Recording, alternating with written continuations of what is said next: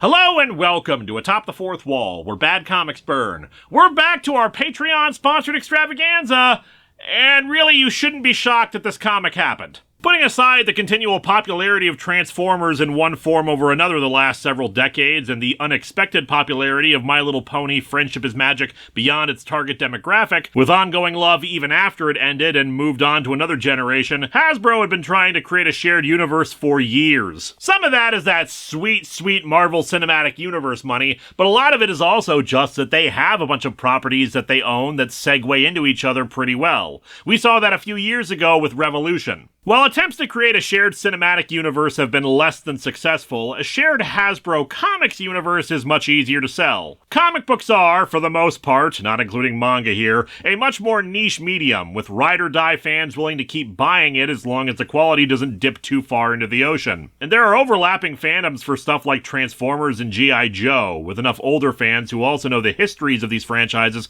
and want to see them interact more. Add in the mildly successful ROM reboot and a few other properties, and they had a bit of a shared universe for a bit. It makes sense that they want to play with all their toys, pardon the metaphor. Mind you, My Little Pony is much harder to sell crossing over with this stuff. It is, well, more cartoony. It has magic, talking cutesy horses, and its stories tend to be more slice-of-life kind of fare. Oh sure, occasionally there will be an epic, world-ending threat or time travel shenanigans, but for the most part the stories teach life lessons via somewhat relatable stories to the child audience. Well, also dragons and magic and stuff, but you know what I mean. But yeah, conversely, the Transformers, whose primary storytelling engine is an endless war between two violent factions of robots that transform into vehicles and weapons and microscopes, sure, sometimes that results in silliness. Now, give me some military advice. I only know football plays. But especially as time has gone on, there's been a bit more of a grim tone, horrors of war and all that. So let's dig into Transformers / My Little Pony Friendship in Disguise and see how they made these two series gel.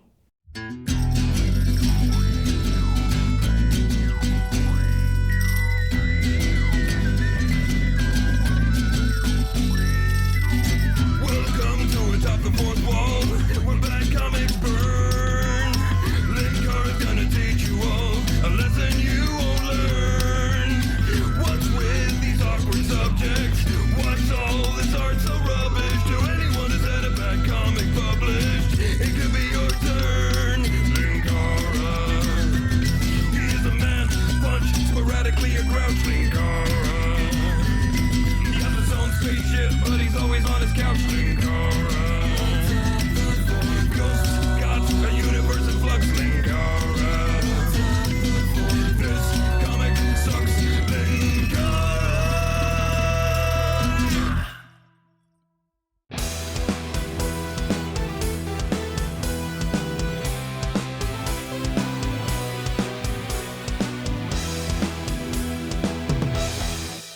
We're reading from a trade, so no looking at the covers. There's a roll call for both sides of this crossover, but I can't help but feel like the Transformers kinda got shafted. Most of the Pony side at least got a single word descriptor either for their personality or their profession, whereas the Transformers side just has Autobot, Autobot, Decepticon, Decepticon. Like, only Optimus and Megatron got more that just said that they were the leaders. I know more about Transformers than My Little Pony, but I'm only a casual fan, so I'd like to know what the hell Gauge's deal is. Anyway, we open in Equestria, where a common occurrence in any world is happening. A comic fan is complaining about the things they read. See, this is why these nonsense crossover stories shouldn't even happen. What continuity is this even supposed to take place in? God, nothing makes sense anymore after the new 50 Hoof. I think it's just supposed to be fun. Well, that was your first mistake, assuming that comic books were allowed to be fun. Rain starts falling. Can I buy a second one? This is no longer mint. It already wasn't mint. You opened it and read it, holding it with your hooves.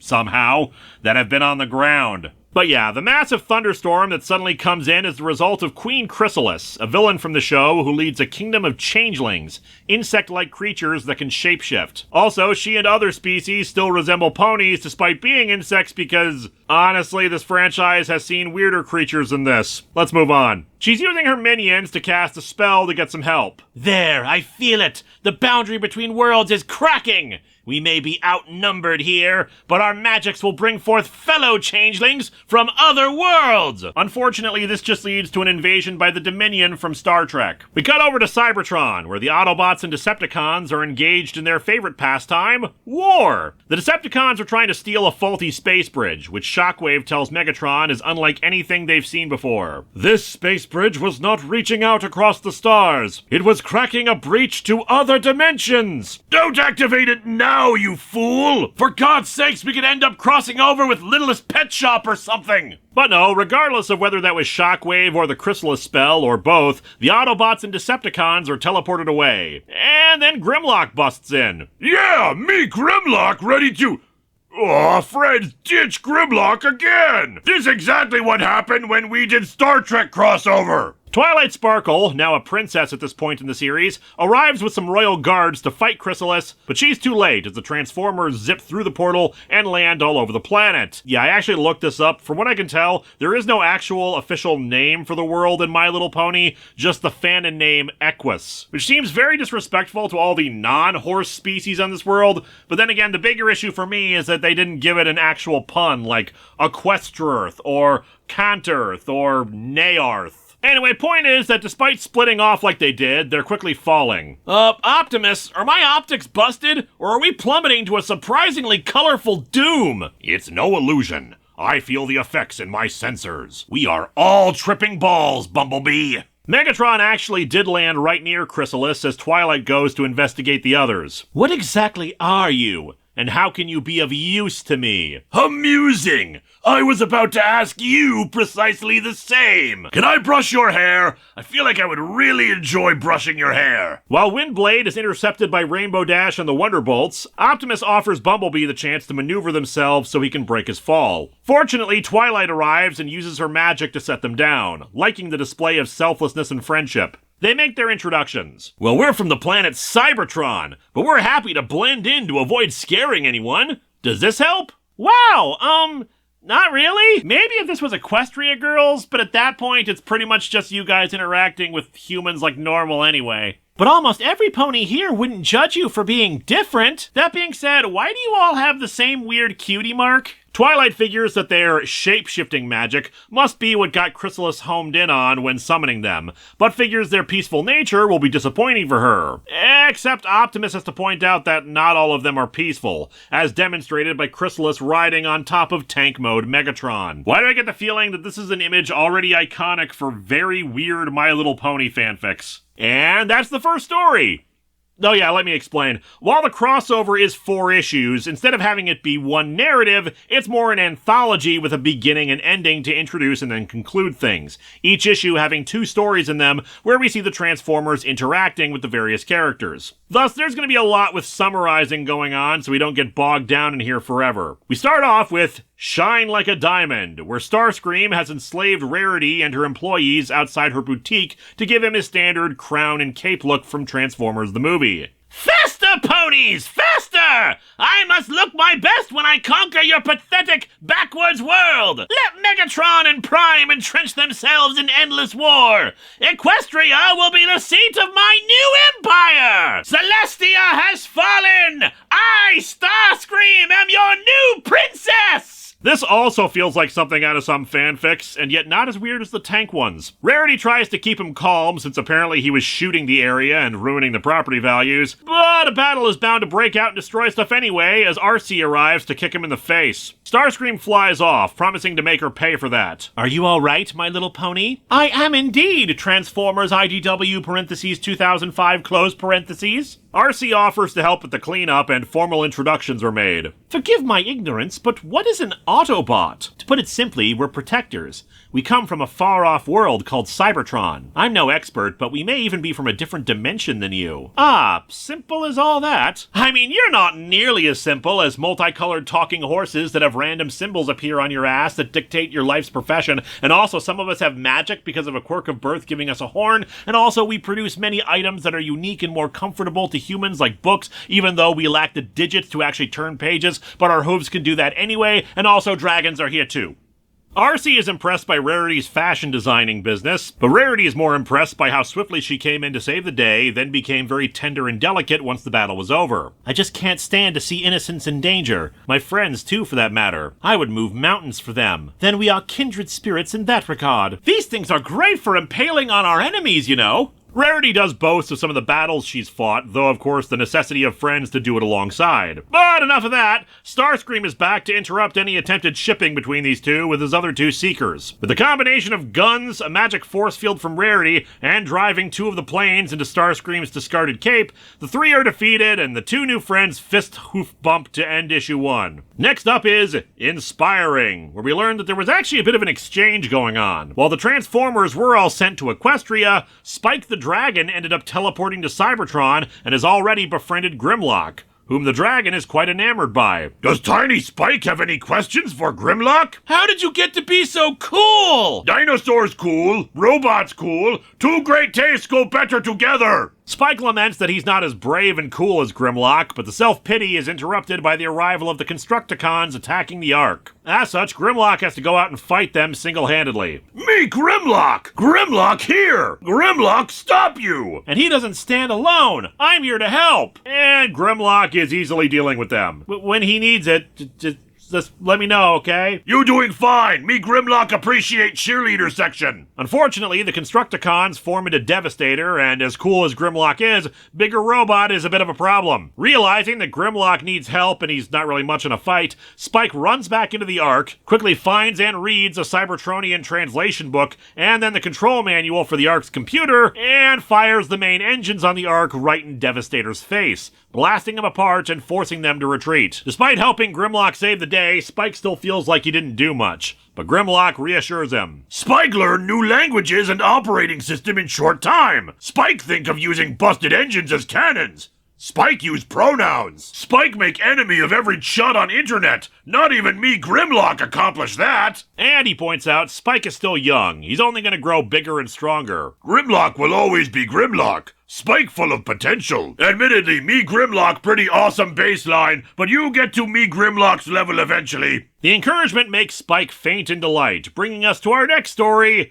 They eat ponies, don't they? Okay, now we're getting into the really dark fanfics. Pinkie Pie is hosting a cooking show, Preppin' with Pinkie, and she actually has the previously mentioned Gauge on hand as a special guest. Gauge is an absolutely tiny Autobot, frankly, given how big Arcee and Optimus were compared to their own pony compatriots. With all the new Cybertronian arrivals to Equestria, and in the spirit of cultural exchange, we here at Preppin' with Pinkie thought it would be wonderful to share some of our favorite recipes. Grape jelly and mustard, the universal meal. To represent Equestria, I thought we could make one of my all-time favorites, multiple cupcakes! Which is why I have this big bowl of apples here, what? And what have you brought from Cybertron, Gauge? Hen and a pumpkin. I have brought, all the way from across the space bridge, iron filing casserole, topped with my favorite Energon reduction. That must be one of the worst combinations I've ever tasted in 21 years of cooking. And turns out the purpose of the apples is a distraction, it seems,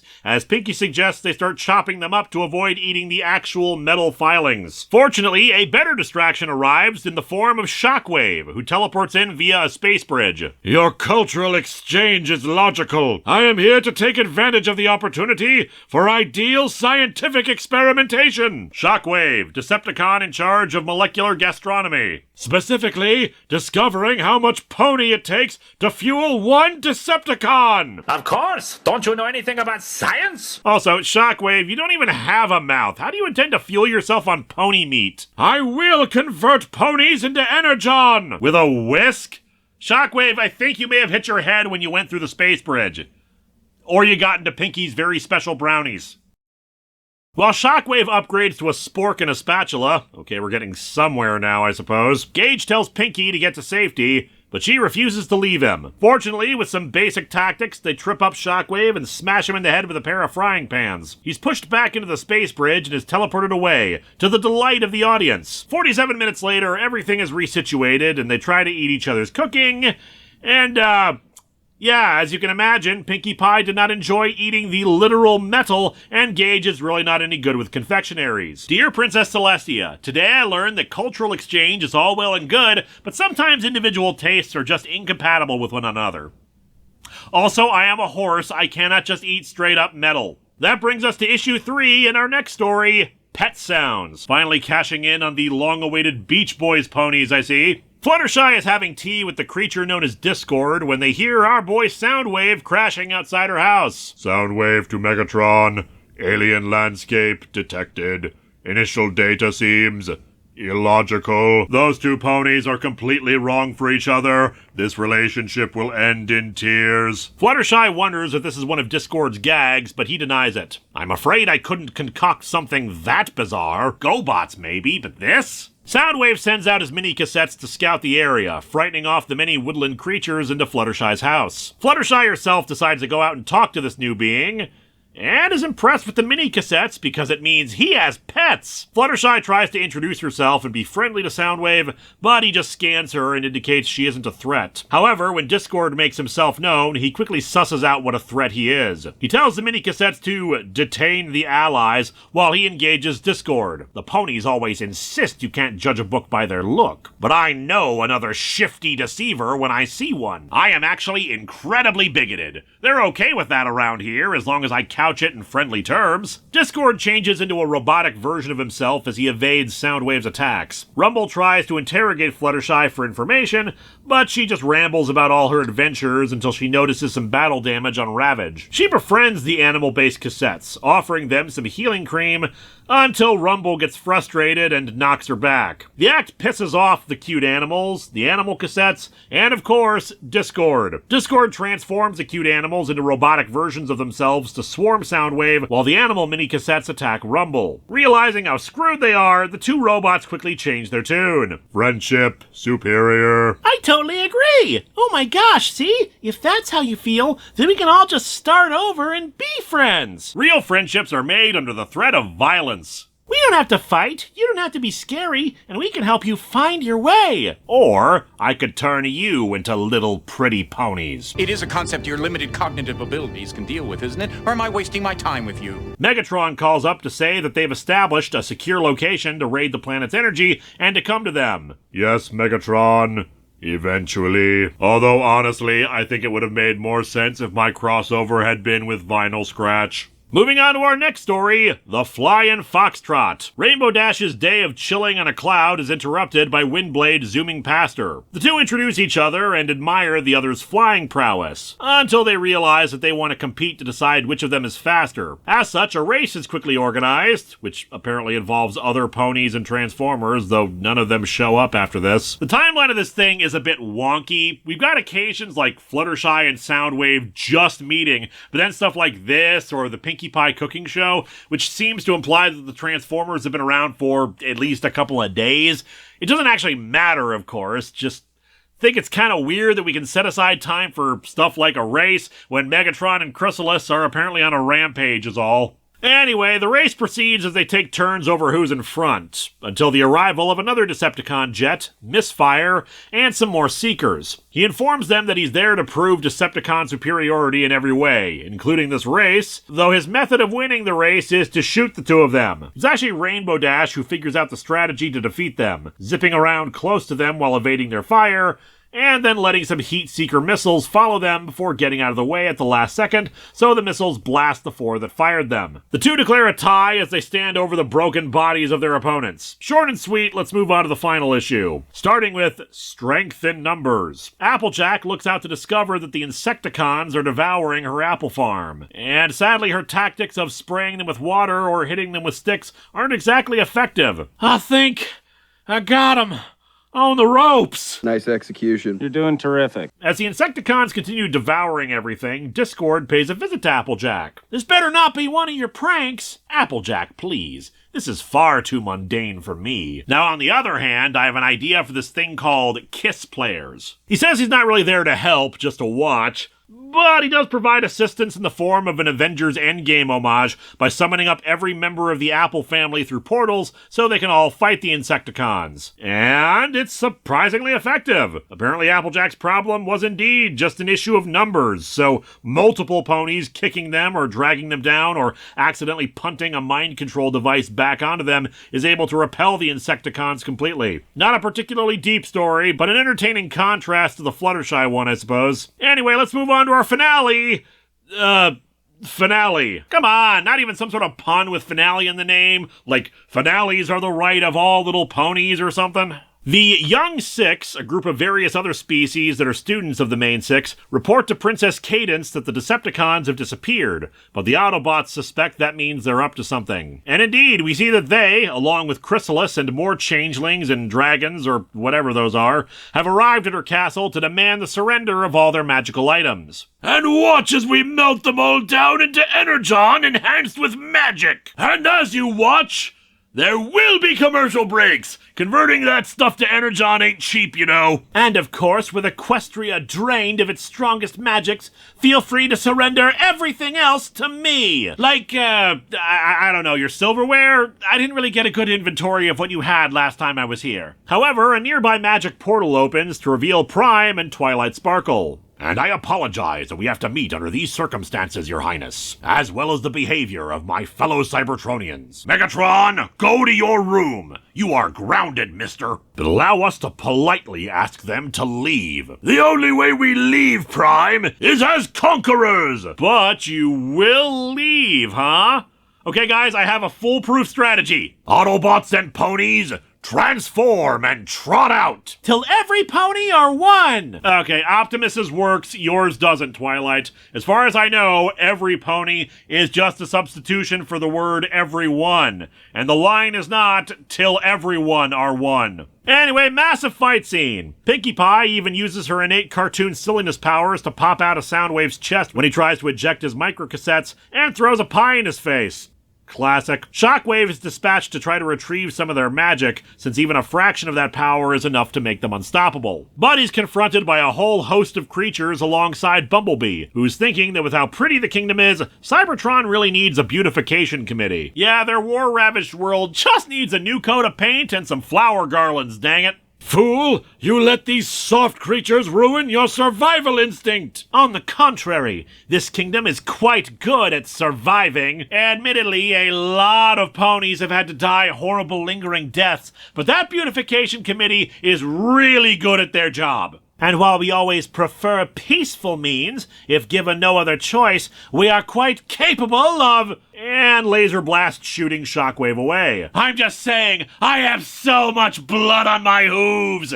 So much blood! Optimus tells Megatron to give it up. The ponies are far from helpless, and his fight isn't with them anyway. Megatron refuses to give up, and we get a great visual gag of Twilight magicking up a little orange cap for the end of his gun. She then informs him that the forces gathered here are only a tiny amount of their friends, and they'll put out the call for more if they don't stop this. Chrysalis doesn't really care, saying that the war can ravage across the planet for the next 1,000 years and do untold damage to Equestria, which she'll settle for. Plus, only the changelings can do the spell again to bridge their worlds, and she refuses to do so. However, it's Science to the rescue, as Grimlock and Spike open up a new space bridge portal and arrive to help. Spike even gets an exosuit, which is also an hilarious sight gag given...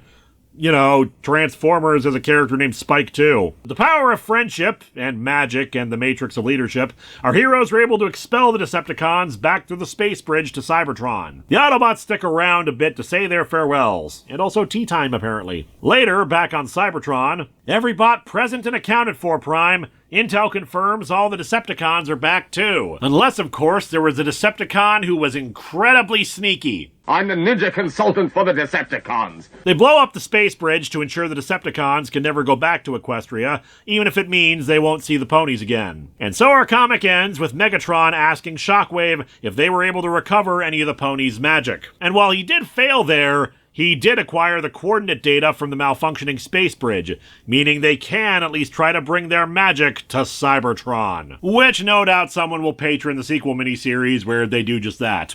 In the meantime, though, this comic is fun and lighthearted. Artistically, the Transformers have been simplified a bit to better match the My Little Pony aesthetic, but they're still very recognizable and featuring more detail than you usually see in My Little Pony, so while there's a bit of a disconnect between the two, it's not distractingly so. Honestly, the bigger disconnect is angles. The Transformers, with some exceptions like Arcee, tend to be very blocky and their silhouettes featuring much sharper angles to them, whereas the ponies, being generally cartoony and soft, feature more curves and slopes, adjusting to be more angular and sharp during action scenes like the big 2-page spread battle in the final issue. The anthology format works well to give plenty of characters a chance to shine and keep things from getting repetitive or dull. You've got Fluttershy and Discord versus Soundwave ending on a friendlier, funnier note than, say, Applejack versus the Insecticons, where it's pretty much all fight scenes. Sure, you do get some odd stuff in there, like Rainbow Dash and Windblade having a race out of nowhere. Rainbow Dash seemed unaware of what was going on, implying that this is shortly after the Transformers arrive,